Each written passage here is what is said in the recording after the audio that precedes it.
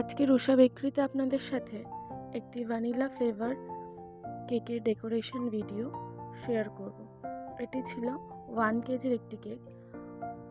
আমি এর আগেও কেকের বেস বানানোর ভিডিও আপনাদের সাথে শেয়ার করেছি, তাই আজকে জাস্ট কেক ক্রাম কোটিং আর ডেকোরেশনটা আপনাদের সাথে শেয়ার করব।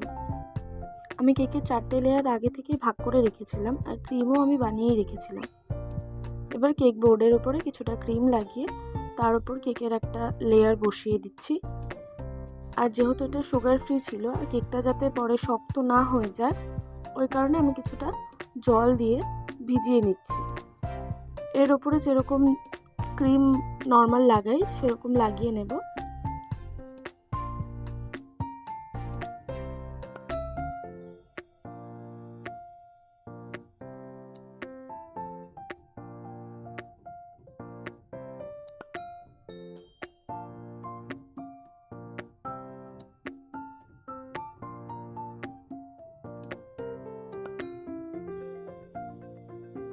ক্রিমটা ভালো করে চারিদিকে স্প্রেড করে নেওয়ার পর এবার আমি কেকের সেকেন্ড লেয়ারটা বসিয়ে নিচ্ছি।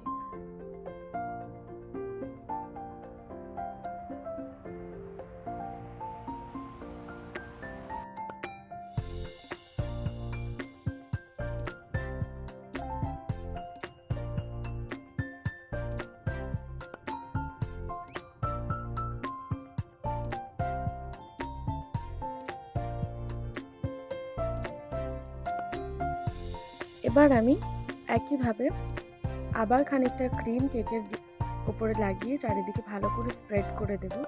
আর এই সেমভাবেই পরপর দুটো লেয়ার আমি বসিয়ে নেব।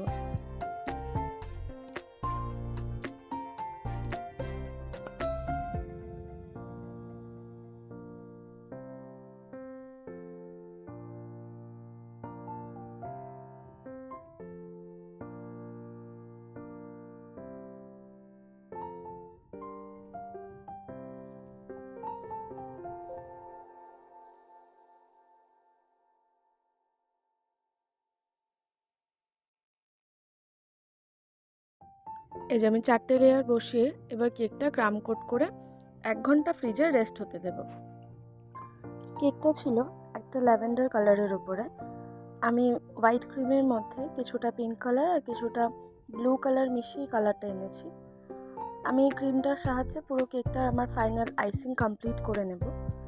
যেটুকু আমার এক্সট্রা ক্রিম থাকবে সেগুলো আমি আস্তে আস্তে স্ক্র্যাপ করে নেব।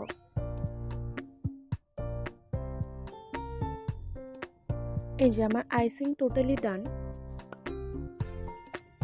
আমি কেকটা আইসিং করার পর উপরে একটা স্পাইরাল ডিজাইন করেছি, আর সাইডে করব ফুল ক্রিমের সাহায্যে। আমাকে কাস্টমার যে পিকচারটা পাঠিয়েছিল তার রেফারেন্সেই আমি এই ফুলগুলো বানাচ্ছি ক্রিমের সাহায্যে। প্রথমেই আমি ফুলের মাঝখানে ইয়েলো কালারের যে ডটটা থাকবে সেটা করে নিচ্ছি, আর সাইডের যে ডিজাইনগুলো দেখছেন ওগুলো টুথপিকের সাহায্যে করা হয়েছে। এবার আমি ফুলগুলো তৈরি করছি।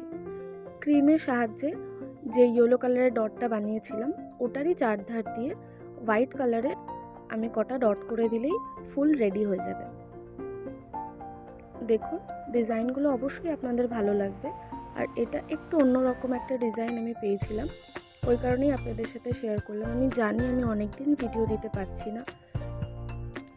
আপনারা যারা যারা যেখান থেকে ভিডিওগুলো দেখছেন অবশ্যই কমেন্ট করে জানাবেন আপনাদের ভিডিওগুলো কেমন লাগছে। এই যে আমার ফুলগুলো রেডি হয়ে গেছে। এবার আমি সাইডে ফাঁকা ফাঁকা লাগছিল বলে আমি কিছু ইয়েলো কালার দিয়ে কয়েকটা লিফ বানিয়ে দেব। ভিডিও দেখার পর অবশ্যই আপনারা কমেন্ট সেকশনে জানাবেন আপনাদের ভিডিওগুলো কেমন লাগছে। চ্যানেলে নতুন হয়ে থাকলে চ্যানেলটি সাবস্ক্রাইব করবেন, আর সবাইকে একটি অনুরোধ, সবাই ভিডিওটি পুরোটা দেখবেন। আমার এই কেকটা পরের দিন সকালে ডেলিভারি করার ছিল বলে আগের দিন কেকটা পুরোটাই রেডি করে রেখেছিলাম।